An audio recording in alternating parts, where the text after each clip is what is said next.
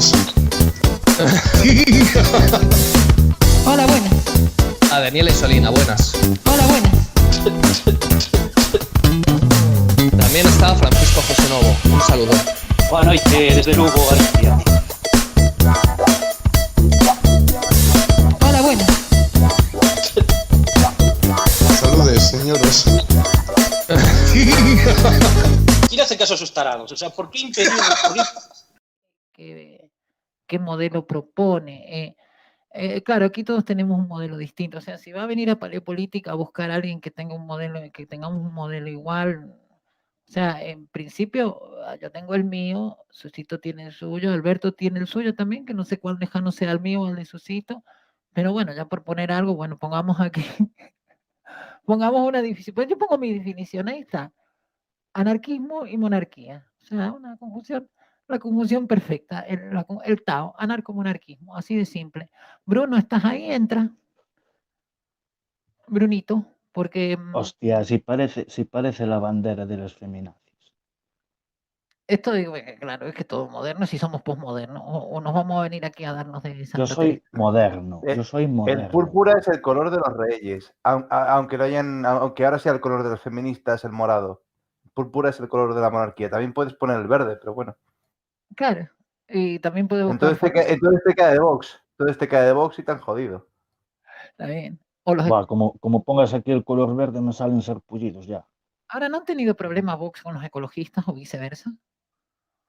Pero si tienen problemas con todo, si son el puto cáncer de España. Los dos usan el verde. Dice Charlie Gavin, a Vox le falta Tony Cantó.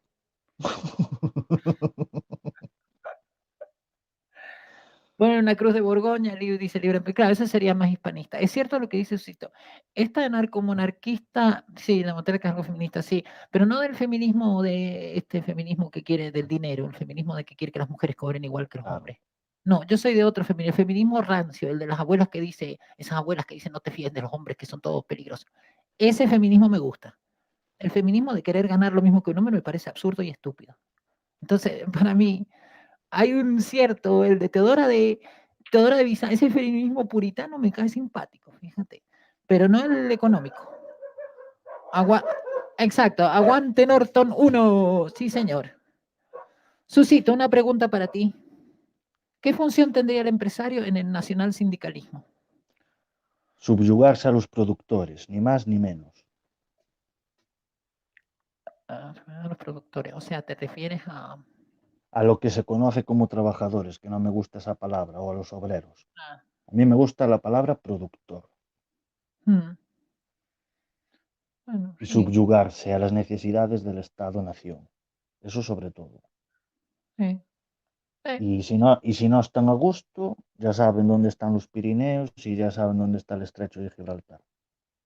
Sí, en realidad, si lo piensas, las ideas nuestras no están tan alejadas la una de la otra. O sea, no somos tan distintos los paleopolíticos. A lo mejor algunos somos más monárquicos o estrictos, otros somos más de una cosa militar, otros más de una cosa mística, de un gobierno de reyes que curan con las manos, otro quiere un militar. Pero al fin y al cabo la idea es la misma. La idea es que el poder no es una cosa que se rifa cada 4 años. El poder merece respeto, como merece respeto. Aquí lo que nos une es el odio a la democracia como sistema de elección de los gobernantes. Exacto, exacto. La falta de soberanía del individuo que crea esa basura. Sí, señor. Alberto, estás calladito, di tú algo, tu turno.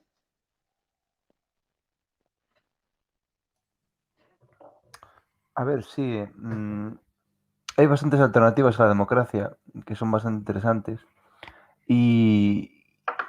Y teniendo en cuenta que la democracia es una farsa y bastante dañina a largo plazo, pues es bastante...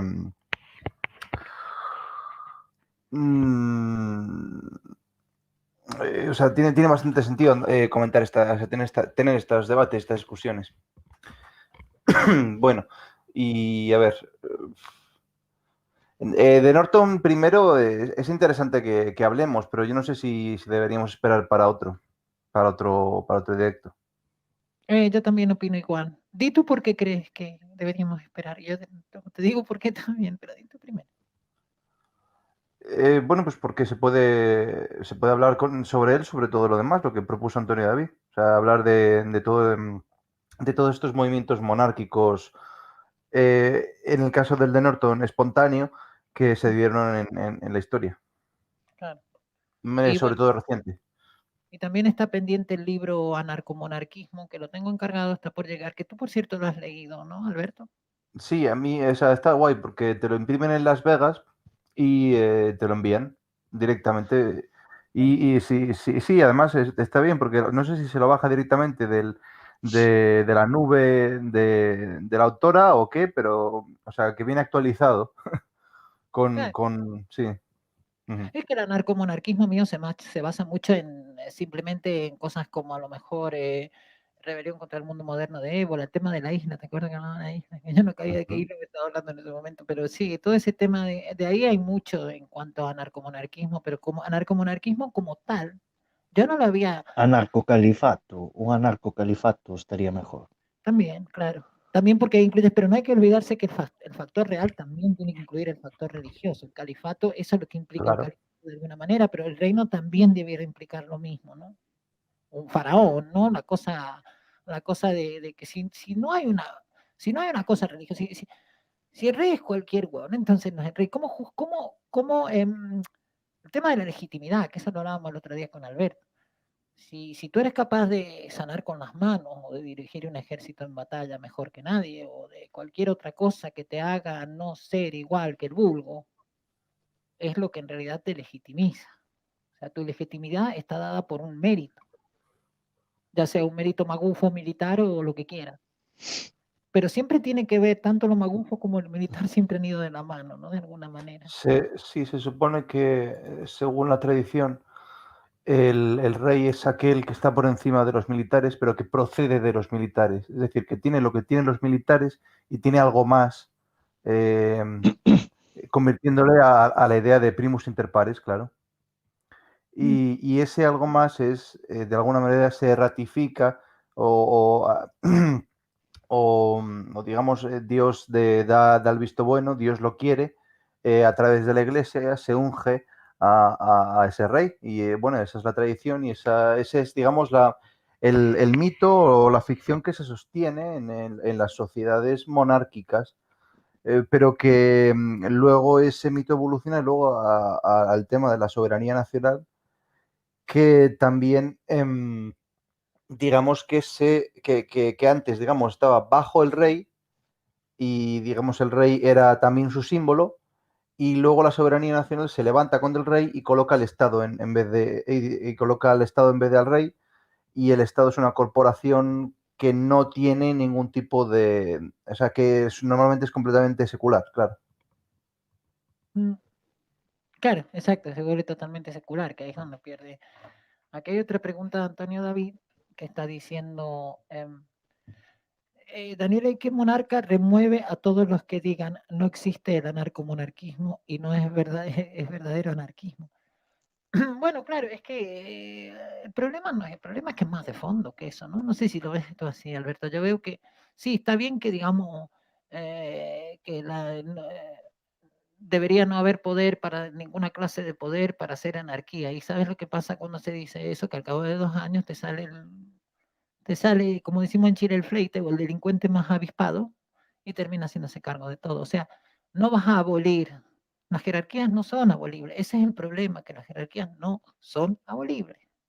Van a transmutar, van a cambiar, van a ser a lo mejor de delincuentes en lugar de médicos brujos o de milicos en lugar de, yo qué sé, oradores, pero siempre va a haber uno que manda.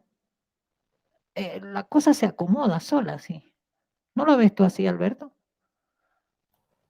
Sí, es una cuestión, eso es lo que comentaba de las curvas de Pareto, aplicadas a varios niveles de la sociedad. Al final siempre se construye una pirámide, una serie de jerarquías sociales. Normalmente incluye la violencia y también la defensa, y por lo tanto también la defensa contra otros grupos exteriores. Y Luego, por supuesto, también incluye la expansión y este tipo de cosas. Pero todo eso depende de las jerarquías, los roles y las dialécticas. El caso es que no es la idea marxista de que exclusivamente una destrucción interna, una dialéctica interna entre las clases, sino que las clases surgen espontáneamente y, digamos, la teoría más moderna sería la de la escuela austriaca, en la que las clases se forman en el capitalismo por preferencia temporal. Es la idea de que los pobres, digamos, lo son no porque no trabajen y no se esfuercen y no de esto, no, lo son porque no ahorran y no reinvierten. Entonces, o no saben ahorrar y no reinvierten, o consumen mucho, o tienen una serie de gastos por muchos problemas y complejidades de sus vidas que no les permiten ahorrar y reinvertir, y entonces se quedan siendo pobres. Y luego va avanzando y el dinero, según las curvas de Pareto, siempre va para arriba. Entonces, siempre hay acumulación hacia una clase cada vez más, o sea, un 1% o lo que sea, que tiene unas proporciones enormes de riqueza. Y bueno, ahí está el problema, ¿no? Digamos, de que ahí es cuando se forma una élite económica, intelectual y con mucha influencia, sí, hasta que también se vuelve la élite política, que básicamente pues no sabe qué hacer con el mundo porque tiene demasiado poder. Es el socialismo aristocrático en el que yo creo que estamos viviendo, vamos. Hay una frase de Rockefeller muy facha, muy malo, que era el hombre malo para decir esas cosas, fíjate, hay gente que se lo dice a un progre y se asusta, porque lo que dijo Rockefeller fue, si tú le quitas a ese 1% que tiene el 99% de la riqueza, si tú se lo quitas y lo repartes entre el 99% restante, en 10 años vas a ver que ese 1% vuelve a tener todo el 99% que tenía al principio. Es choqueante la frase, si lo piensas, ¿no? Porque te está implicando de que las cosas van a ser siempre, que esa élite va a existir siempre, ¿no? Aunque le quites todo, de aquí a unos años lo van a recuperar.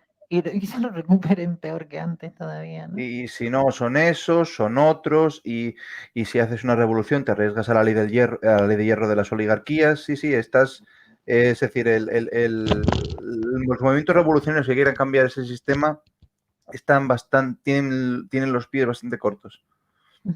Y ahí, antes de darle la palabra a Susito, yo la cuestión de la monarquía, una cosa que me gustó es la idea de que el monarca, al ser uno, estás más cerca del ninguno. O sea, el uno está más cercano al nadie que el 20.000, o el 2000, o el que me representa, como dicen los trevijanistas, que no representa más que a sí mismo, obviamente. Entonces, sí, a ver, uno más cerca de la anarquía. es muy posible que todos los personalismos sean en realidad un fruto de esa idea romántica, arquetípica, del uno como con mucho poder, pero al mismo tiempo con el mérito para tenerlo y responsable, y o sea, que se le puede hacer responsable de sus actos y bajarle del trono. Pero eso os digo, yo pienso que es lo que da pie a todos los personalismos, esa idea de que ese Salvador pueda existir, ese Redentor, y coronarle, hacerle, digamos, Cristo Rey. Y claro, para que funcione tendría que ser un mártir, por supuesto, de otra manera no podría funcionar. Pero claro, el problema es que primero ya la jerarquía ya está ocupada, y segundo, lo de siempre, que no tenemos poder ninguno. Exacto. Y bueno, pero sí, lo que dice Ramos es cierto, siempre va a existir la competición por el poder, la ambición, están todos los mortales. Susito, ¿tú quieres añadir algo a esto? Para mí eso son pajas mentales, para mí eso no... Es todo mucho más fácil. Directamente meter unos cuantos a camiones y se acabó el problema. ¿No? Os complicáis demasiado, hombre, con lo fácil que es todo, y os complicáis demasiado con esas comeduras de olla. Buah. ¿Tú lo harías más? Bueno, Susito, enséñanos cómo de sencillo es. Hay que trabajar, y punto. Menos filosofear y más trabajar, producir. Sería de una manera... Que trabajar, escucha, que voy a decir una cosa que es interesante, ¿eh? Creo que es interesante. No es más trabajador el que más horas trabaja, sino el que más produce en menos tiempo. Ujú. No, hay una cosa que muy cierta que dices ahí, Susito, que esta cuestión de ser, no ya narco-monárquico, lo que sea, ser libertario. ¿Quién era el que decía era, fue el mismo que por el que nos censuraron, ¿no? Faco. Faco decía eso, si quieres ser libre, si quieres ser monárquico, si quieres ser lo que sea, gana dinero, haz dinero. Haz dinero, pero no lo ostentes. O sea, haz dinero, pero no para decir, mira el dinero que he hecho, sino para llegado el momento de decir, puedo influir. Me están llamando capitalista aquí. Yo no soy capitalista. Yo digo de producir por el Estado-nación, no para uno mismo simplemente. Es decir, para uno mismo obviamente porque hay que comer y hay que satisfacer las necesidades básicas y las necesidades creadas por las coyunturas actuales. Pero también hay que producir por el bienestar del Estado-nación para que invierta en los 4 pilares fundamentales: educación, sanidad, infraestructuras y en el Ministerio de Guerra o Ministerio de Defensa. Sí, Pero pero tú puedes ahorrar y reinvertir, ¿no? Y eso es lo normal. O sea, si no haces eso no vas a poder producir. O toda tu producción va a base de créditos. y yo tengo Cuéntame. otra No, duda. no, no, no, obviamente no. O sea, ¿vas a Obviamente trabajar no. para un Estado-nación de quién? ¿De Pedro Sánchez? Ahí No, a también ver, veo hay que problema. entender una cosa. A mí actualmente me irrita producir para esta España, pero si es una España que es competitiva a nivel mundial, que se hace respetar, que vuelva a ser grande como en sus mejores tiempos y demás, a mí claro que me gustaría y trabajaría y produciría súper orgulloso desde por la mañana para hacer grande otra vez a España. Pero obviamente yo para esta gentuza a mí me amarga levantarme por la mañana. Ahí es donde veo el problema, yo que se lo plantea muy bien John McAfee, ¿no? John McAfee que en cierta manera quizá pagó con su vida por esta cuestión de hacerse el agorista. Y yo no le pago los impuestos a estos políticos norteamericanos, yanqui como es él. Se escondió en Belice, se escondió en todo el mundo hasta que al final lo trincaron. Entonces, también está ese aspecto, ¿no? Que está bien decir me voy a escapar del Estado-Nación porque me rebelo contra él, porque no es el Estado-Nación que me gustaría que fuera, pero al final si ganas dinero entras en peligro ahí, ¿no? Ahí te pasas de peligro. Aquí hay una pregunta para ti, Susito. Ujú. ¿Qué opinas del salario mínimo? Lo hay que abolir, porque tú, el Estado, es decir, en la idea de Estado que a mí me gusta, no se puede imponer un salario mínimo, ya que cada empresa, cada corporación tiene sus propias circunstancias, entonces se tiene que adaptar para poder mantener los puestos de trabajo y para poder mantener la producción continua. Es decir, a una empresa de X trabajadores, pongamos 10 productores, que su producción solo le permite pagarle X, el Estado no es quien de decirle que tiene que pagar X más uno. ¿Por qué? Porque eso sería la quiebra de la empresa. Entonces, yo tampoco creo en los convenios colectivos. Yo creo en los convenios empresariales, en los convenios corporativistas o en los convenios verticales. Es decir, que en cada empresa, tanto el patrón como el productor, que lleguen a un acuerdo y poner unas reglas en común y tanto una parte como la otra cumplirlas. Pero eso sí, todos los obreros estar unidos en el mismo sindicato nacional. Con un sindicato es más que suficiente. Más sindicatos ya sería pues reprocharse unos a otros ciertas cosas y demás. Entonces, un sindicato vertical de patronos y de obreros y que todos hagamos de la patria otra vez un, un, un organismo grande y respetable a nivel Pero internacional, claro. no sectorial, ¿no? Sindicatos sectoriales no, ¿no? Un único. No, no, no, no, sectoriales no, por supuesto, ni colectivos. Es decir, sindicatos, perdona. No, no, Sí. un sindicato centralizado. Y después cada empresa que tenga su delegación. Nada de delegaciones provinciales ni municipales, no, empresariales. Un sindicato central y después sus delegaciones en cada empresa. A ver, mira, no está tan mal si me dices, si me dices que ese sindicato centralizado está sectorializado. Entonces no está mal, me Pero parece ¿a qué te bien. refieres sectorizado? Es decir, en el sector primario, en el sector secundario, en el No, sector no, cada terciario. uno de los mercados tiene su sector y ese sindicato es para cada uno de esos Y sectores otra de cosa, producción. la idea de sectores, por ejemplo, el sector primario, secundario y terciario, que es decir, el sector agropecuario, el sector industrial, el sector servicios, a mí me parece una clasificación de los sectores totalmente arcaica y totalmente anticuada.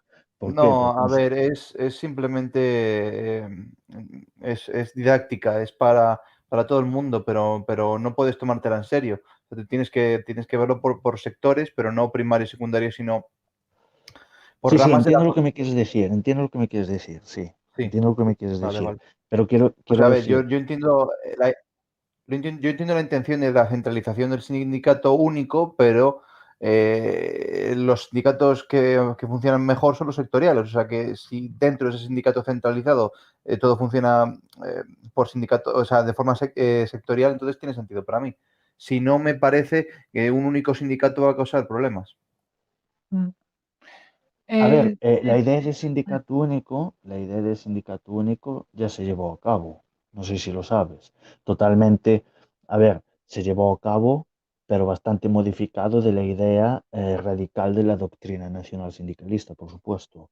Se llevó a cabo y existía el conocido como sindicato vertical, en el cual estaban también patronos y productores. Yo ahí estoy un poco de acuerdo con Susito también, porque hay un problema con esto que surgió con el sindicato de los futbolistas, que me hizo gracia el sindicato de los futbolistas, ¿no? Que eran presidente, eran Maradona y Cantona. Foto. O sea, si hablamos de sindicato, también podría hacerse el sindicato de los nerdos que dice que dueños de plataformas de internet. Ahí tendrías a Zuckerberg, el sindicato con Zuckerberg, con Besos. ¿Qué sindicato más bonito? Sindicato más sufrido, de obreros sufridos, ¿no? O sea que en ese sentido, gracias José Pero Agüete. hay que entender una cosa, O hay que sea que, entender una cosa. Por eh, ejemplo, el nacionalsindicalismo o cualquier tercer posicionismo difiere del marxismo clásico, porque hay que entender, y no me cansaré de repetirlo, de que viene todo del marxismo. Difiere del marxismo clásico en que no creemos en la lucha de clases, creemos en la unión de las clases para un proyecto común. claro, es que el tema además de los sindicatos sectorializados, que vas a tener sindicatos que van a aparecer y desaparecer, porque hay profesiones que desaparecen y desaparecen. Por ejemplo, el chatarrero, sindicato de chatarrero. Bueno, la chatarra ya no se maneja, ¿no? Entonces, el gato que muere. Después va a tener otro sindicato a lo mejor que yo qué sé, que de golpe se vuelve lo que hablábamos antes, se vuelve un sindicato de la ley más millonaria y más rancia y más jodida que te puedas imaginar. Y también tienen su sindicato, ¿no? Entonces, ahí estoy un poco de acuerdo con Susito, que realmente se represente si va a existir un sindicato, cosa que a mí no me convence en general, pero si va a existir alguno que por lo menos represente al trabajador, ¿no? No al que se dice trabajador, pero de alguna manera forma parte de una élite millonaria que hace clic, clic todos los días, maneja de 3, 4 máquinas y está recontra mil millonarios. No te digo que no trabajen tan duro a lo mejor como un minero del cobre. A lo mejor trabajan, a lo mejor el nerdo se pasa 40 horas detrás de la computadora ahí para intentar vender su plataforma a nivel multinacional y lo que sea. No te digo que no trabajen, pero te digo que no necesitan una representación. O sea, lo del sindicato de futbolistas, que no sé si estás al tanto, Susito o Alberto, surgió por una cuestión de que Cantona y Maradona querían hacer lo que les dé la gana, un poquito, ¿no? Y claro, no es lo mismo eso que un trabajador del Coltrán de África Central, o sea, ahí la cabeza te explota, ¿no? Um, Ahí tengo una pregunta de Antonio David y una pregunta para ti, Susito. Otra. ¿Qué opinas de la política empresarial y sindical del Tercer Reich? Bien, a ver, el Tercer Reich hay que entender la raíz del Tercer Reich y cómo surgió la política económica y cómo surgió su política productiva. Es decir, el ministro de Economía, Hartmann Sachs, que fue el primer keynesiano sin que Keynes escribiese su doctrina económica, es decir, Keynes plagió a Hjalmar Sachs, pues él creía de la intervención del Estado en la economía, pero creía en una intervención que fuese en simbiosis Estado y empresa privada. ¿Esto qué significa?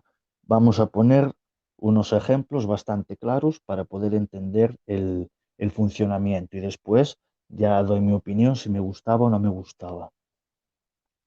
La BMW, la que ahora tanto odio, porque la odio a muerte, la BMW. Bueno, la BMW era y sigue siendo una empresa privada de una familia alemana. Vale, bien. Esta familia alemana, en simbiosis con el Estado, desarrolló armamento y desarrolló maquinaria bélica, también maquinaria civil. Bueno, pues, ¿qué se consiguió con esto? Es decir, los recursos del Estado se pusieron a disposición de estas corporaciones. Qué casualidad que fue la Mercedes-Benz, la BMW, la Porsche, la Hugo Boss, la Siemens, la Bayer y un largo etcétera de empresas que actualmente hoy son potencias económicas. Vale, entonces, ¿qué hizo el Tercer Reich? El Tercer Reich puso a su disposición capital para desarrollar aquellos bienes y aquellos servicios para el beneficio y para la prosperación del propio Estado-nación o del propio imperio, porque para mí el Tercer Reich, en vez de un Estado-nación, funcionaba más como imperio, es decir, tenía una metrópolis y después tenía sus países satélites, como podía ser Checoslovaquia, como podía ser Francia, etc. Entonces, ¿qué me parece este tipo o este método de financiación y de producción? Pues a mí me parece acertado para la coyuntura histórica y social del momento. ¿Actualmente funcionaría? Pues no lo sé. Seguramente que funcionaría, seguramente, porque los recursos del Estado son enormes en comparación con cualquier corporación privada. Entonces, a mí me parece una política empresarial importante. Sindicatos, ¿había sindicatos? No había sindicatos tal y como se conoce como una organización de trabajadores o de productores. ¿Funcionaba como un sindicato vertical? Tampoco. ¿Por qué? Porque tampoco existía una, ¿cómo se dice? Una cohesión radical entre el patronato y los productores. Pero sí que se podría considerar de que el propio Estado-nación alemán o el propio imperio alemán funcionaba como un sindicato inmenso. ¿Por qué? Porque iban todos a una. Y eso es lo que me gusta del tercerposicionismo, que el tercerposicionismo evita la idea de la lucha de clases y de las luchas sociales y promueve la unión de todos los sectores sociales, pues para el bien común. En el Tercer Reich pues era la prosperidad tecnológica, la prosperidad territorial, la prosperidad económica, tecnológica, territorial, cultural y demográfica, muy importante. Bueno, es esa idea de todos a una, ¿no? Es la idea de unificar todos detrás de un mismo objetivo, ¿no? Cuando la nación, digamos, está unida, cuando creas un pueblo-nación que está unificado detrás de un objetivo común. Entonces, eso sí plantea mucho, bueno, se plantea mucho en todo el tercerposicionismo. No me gusta a lo mejor de algunos, como el nacionalsocialismo, la cuestión de que la guerra es parte, o hacer de la guerra parte de ese, en eso es muy keynesiano, ¿no? El romper las ventanas para ganar dinero. Y eso no, es una cosa que no sé, no me agrada a mí del nacionalsocialismo, pero si te fijas, estados a lo mejor como por ejemplo Brunei es un lugar que merece la pena mucho interesante estudiarlo, porque ahí hacen lo que dices tú, ahí la gente trabaja, viven bien, tienen un rey que están deseando que no se muera para que no haya un caos democrático, y la gente trabaja y vive bien, son musulmanes, están todos tranquilitos, el sultán está ahí, el sultán es muy austero, su hermano era un corrupto y lo destruyó, lo echó, le quitó todo, y entonces, claro, si tienes, digamos, monarcas ejemplares, entonces no hace falta tener un objetivo bélico, al contrario, no hay que ser historicista, o sea, buscar lo que hablaba Ébola, buscar de que la historia sea cíclica y no lineal, o sea, de que no haya un, luego vino este, luego vino el otro, y luego nos matamos, y luego nos amigamos, y luego nos peleamos, y luego otra guerra, y luego otra. No, sino que simplemente cada uno cumple un rol que se repite dentro de una sociedad que es dinámica y avanza. Pero no avanza con individuos que destruyen, sino que avanza simplemente creando riqueza y prosperidad. Brunei es un caso que me gustaría recomendarlo que lo estudien. Se nos cayó Susito. Alberto, estabas callado hace un rato. ¿Quieres decir algo? No quería decir nada. Bueno, antes me hicieron una pregunta, pero a ver si alguien... Sí, me preguntaron, creo que me dijeron que el planteamiento que hice el otro día de golpe de Estado militar no contemplé las injerencias extranjeras ni todo eso. Bueno, el caso es que ese sería el trabajo del Ministerio de Defensa. Entonces yo no tengo que contemplarlas, solo tengo que... en realidad ya estaban contempladas, ¿no? Porque los Estados Unidos básicamente han entrado en conflicto con España por el tema de Marruecos. Entonces ahí están todas las injerencias y otras injerencias en las que entra Estados Unidos sobre la soberanía nacional española. Entonces todo eso es algo que pone en peligro al país y de alguna manera es...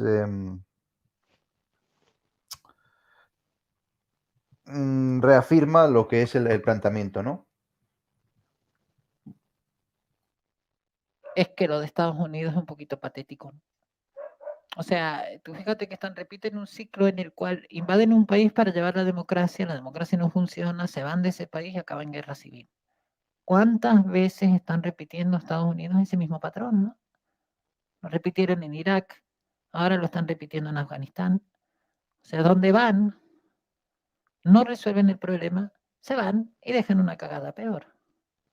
Está bien que Biden diga, bueno, no, es que está bien, sirvió la misión porque acabamos con Al-Qaeda, algo hicimos, lo que sea. Pero están repitiendo el mismo patrón que siempre. O sea, terminan teniendo unas guerras interminables, en las cuales muere mucha gente y rompen ventanas, ¿no? La cosa esa de la ventana rota de Bestiat, como lo que decía del nazismo. Y siguen en esa, ¿no? O sea, vuelven a repetirlo. O sea, van, invaden un país, dejan la cagada y se van. Y después viene otra cagada peor. Y siguen así. Susito, no sé, tu turno, que te habías caído hace un momento. Pues así, en principio no hay nada, no hay nada así que añadir que sea interesante, la verdad.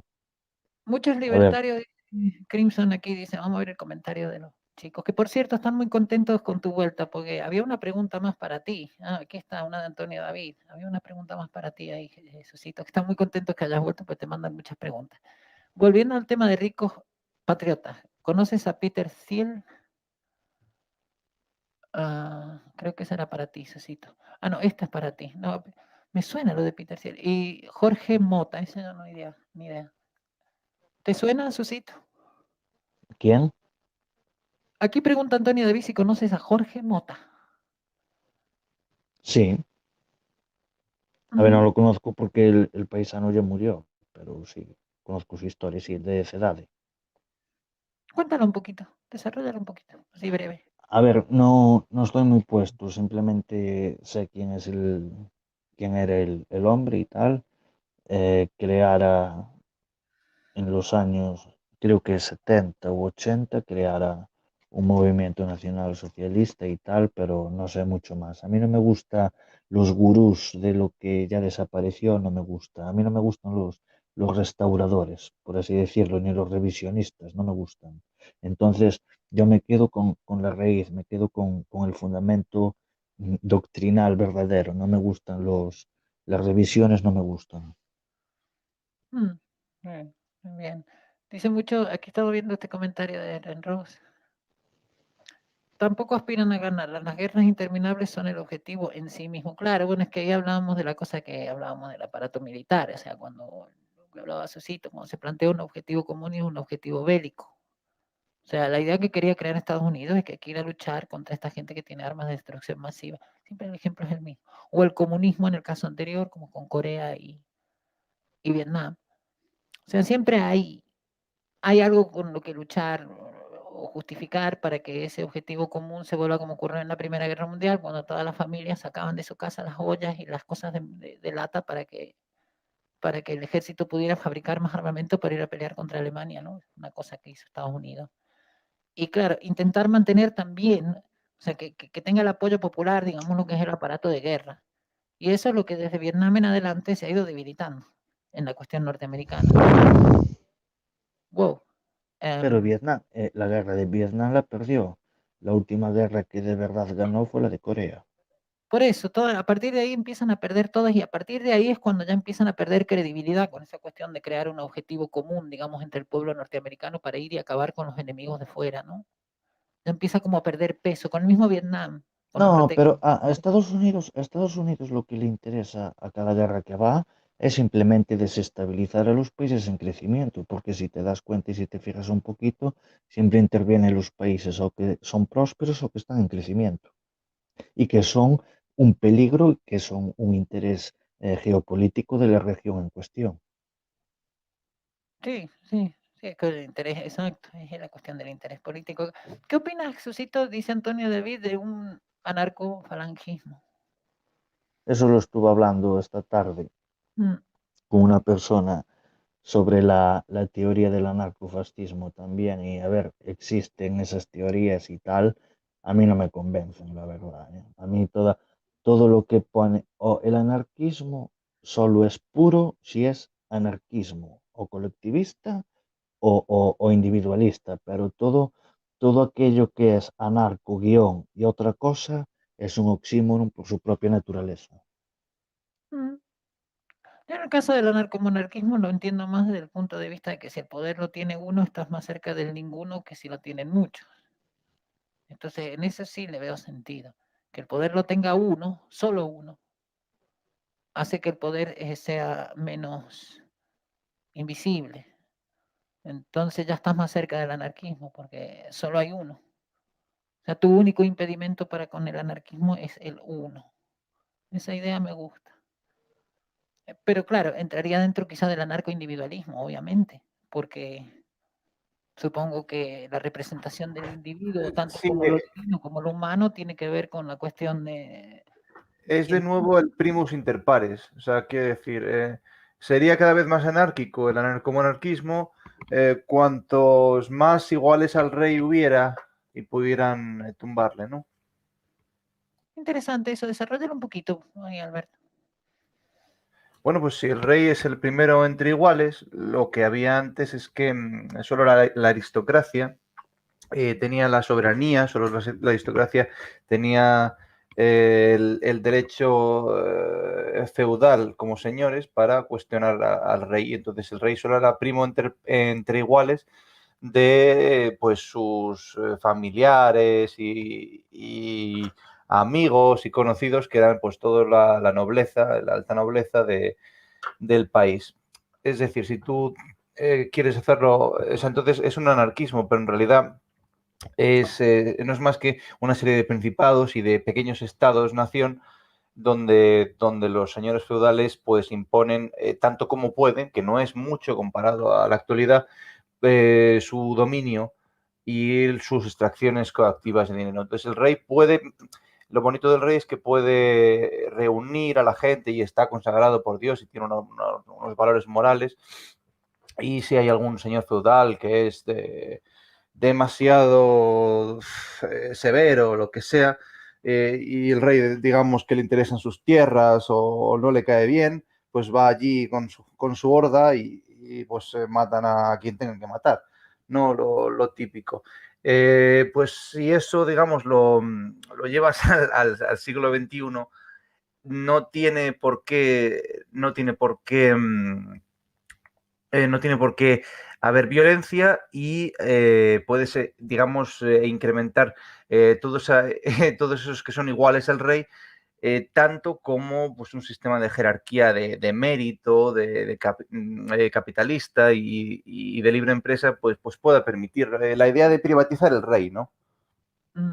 Sí, esa es una idea que se ha planteado mucho, pero sigue teniendo el mismo problema que hablaba antes, carece del aspecto místico, o sea, carece de misticismo, porque cuando algo carece de misticismo, vas a tener otra vez problema de legitimidad, en este caso una legitimidad Entonces, digamos que tú sustituyes... Sí. ¿Cómo? Perdón. Dime, No, perdona. estaba terminando la frase nada más. No, sí, que no te la escuché bien porque estaba interrumpiendo yo. ¿Puedes repetirla, por favor? Yo me perdí. Vale. La cuestión de Pues que, lo que... de que lo materialista nunca justifica, nunca legitima el aspecto espiritual de las cosas. O sea, si tú me dices que yo voy a tener a Jesús Gil y Gil, por ejemplo, un ejemplo, o alguien, vamos a buscar un ejemplo de alguien, no, Jesús Gil y Gil es muy aristocrático, no, vamos a buscar a alguien más nuevo rico. La persona descaradamente más nuevo rica que te puedas imaginar, vulgar, obscena, pero que tiene miles de millones de dólares.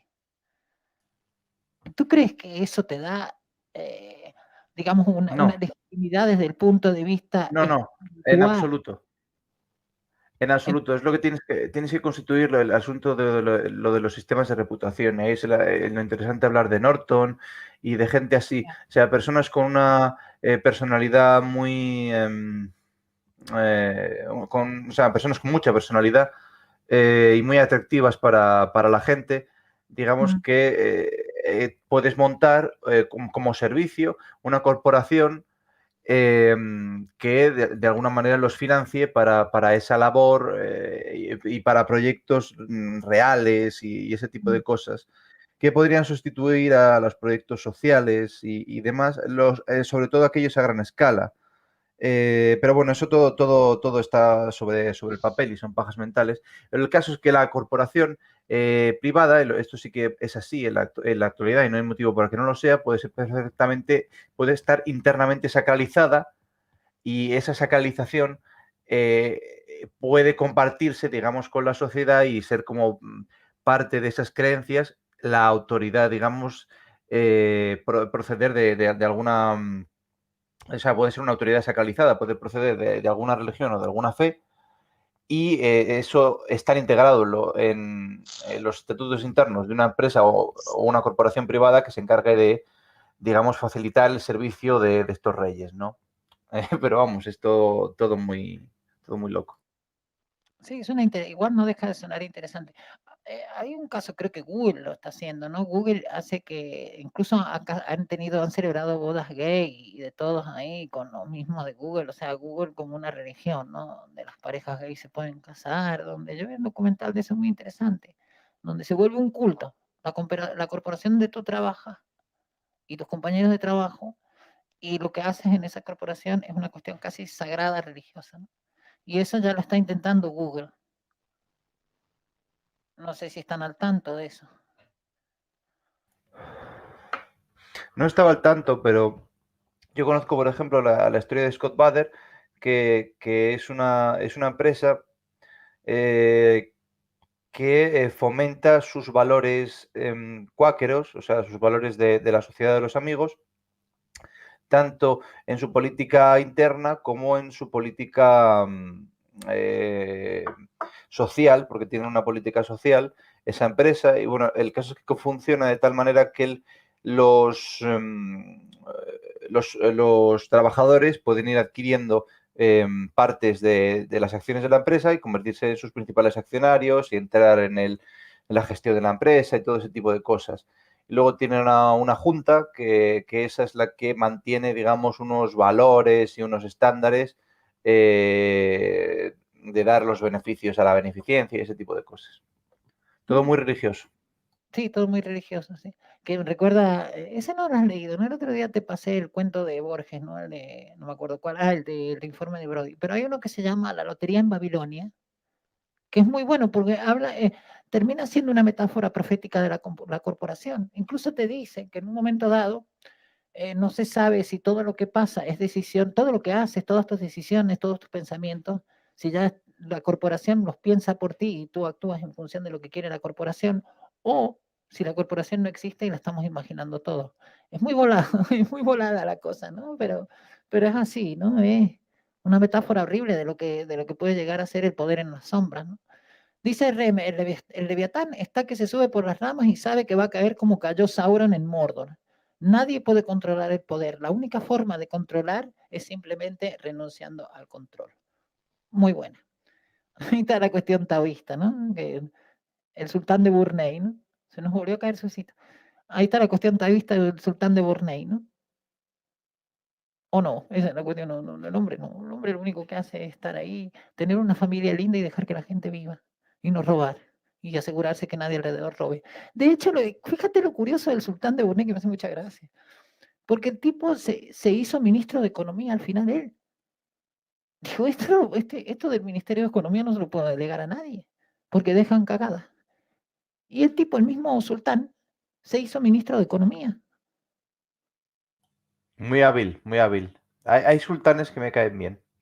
El de Brunei me parece genial. Y lo que hizo con el hermano, maravilloso. El hermano en los 90 era un típico sinvergüenza de estos del neoliberalismo noventoso, ¿no? Que hacía unas cosas faraónicas, edificios, ahí gastaba dinero a cagarse. Y el hermano descubrió el tongo y lo echó directamente, le quitó todo. Y fue una humillación de la que incluso el mismo sultán le costó recuperarse, ¿no? Le costó recuperarse emocionalmente de lo que le había hecho el hermano. Es muy linda esa historia, muy recomendable. Está el documental, hay una serie de documentales que es precisamente sobre la realeza. Voy a dejar el link acá al final, porque ahí cuenta la historia de muchos. Y habla de las monarquías de Oriente, fíjate. Cómo las monarquías de Oriente son serias, no son el cachondeo que son las de Occidente. Son monarquías que tienen un fundamento teológico de orden social y moral implícito, que nada que ver con lo que tengo en el circo, sobre todo el de España. Ya si me dices de Europa del Norte es un poquito más seria, ¿no? Pero lo que es la monarquía española, así como dice Juan Carlos de Borbón, es un nuevo rico, sí, totalmente. Totalmente. Es el hermano del sultán de Brunei. Es lo que decíamos, el sinvergüenza del neoliberalismo, ¿no? Y está bien llamarle neoliberalismo. Está bien que no, a los libertarios no les gusta que se use esa palabra. Sí, bueno, muy claro. ¿Qué es lo que es el neoliberalismo? Lo que pasó en los 90. Eso es. No tenemos que buscar aquí significados. Que no hay, como dice Milei, no hay una nueva libertad ni una vieja libertad. No, estamos hablando de un periodo histórico. O sea, no estamos hablando de cuando se fusionó, cuando los sectores públicos pasaron a manos privadas y se dieron montones de negocios, como se dan cuando surge una oportunidad como esa. O sea, es por inercia, ¿no? Por inercia que esa gente en los 90 aceptaban, todos se juntaban con mafias y aceptaban créditos de toda clase y el dinero iba y venía para todo el mundo como que esta fiesta. Era así, los 90 eran así, para quien no haya vivido y se acuerde, eran así. Susito, no sé, ¿tú cómo ves eso del neoliberalismo, Susito? Nunca te he preguntado por ese tema. Estaba aquí medio sopa ya. ¿Qué te iba a decir? El neoliberalismo. A ver, el neoliberalismo está materializado en los actuales Estados Unidos. El neoliberalismo consiste en mantener su sistema económico y social, es decir, liberalismo, pero a costa de terceros países. Muy bien. El liberalismo radical o el protoliberalismo era proteccionista en su territorio. En cambio, actualmente, el liberalismo, para poder mantenerse, tuvo que cambiar su estrategia e intervenir terceros países para poder no solo justificar, sino también mantener su propia existencia. Exacto, exacto. Sí, lo que acabó siendo, otra vez vuelvo a Mark Fisher, lo que acabó siendo una buena idea, que parecía una buena idea, le vamos a quitar los medios básicos y los servicios básicos a los políticos y se los vamos a dar a los privados que son más eficientes. Terminó no solo creando un nivel más de burocracia y entorpeciendo todo, sino que además creó negocios en cosas que tampoco debieran haber sido tanto negocio. No sé si me explico. No sé, Alberto, ¿tú cómo ves eso? Porque tampoco te he preguntado sobre esta cuestión nunca hemos hablado mucho de esta cuestión del neoliberalismo aquí en Perú. Yo no A ver, el neoliberalismo que yo conozco es principalmente es el de Milton Friedman y el de todos estos monetaristas. Y sí, Sí, no, sí. el de Margaret Thatcher y todo esto, pero básicamente estoy de acuerdo con lo que ha dicho Susito, porque claro, digamos que este status quo liberal de democracias liberales occidentales, pues digamos que evolucionó pues eso a lo largo de los 90 y de los 2000 de una manera en concreta y podríamos llamarla neoliberalismo, sí. Sí, sí. Y ahora tenemos el resultado de eso. Digamos que el postcapitalismo o capitalismo tardío es un resultado del neoliberalismo. No es un resultado, digamos, del capitalismo de Henry Ford y del tipo que hace una cosa en su casa y arma un coche en su garaje. No, es el liberalismo de... Es que cuando le das el control a las corporaciones, precisamente. Digamos que es la forma que tuvieron los políticos de vender la patria. Porque nos han vendido a las corporaciones. O sea, ellos no mandan, ahora mandan las corporaciones. Yo con esto... Hola, bueno.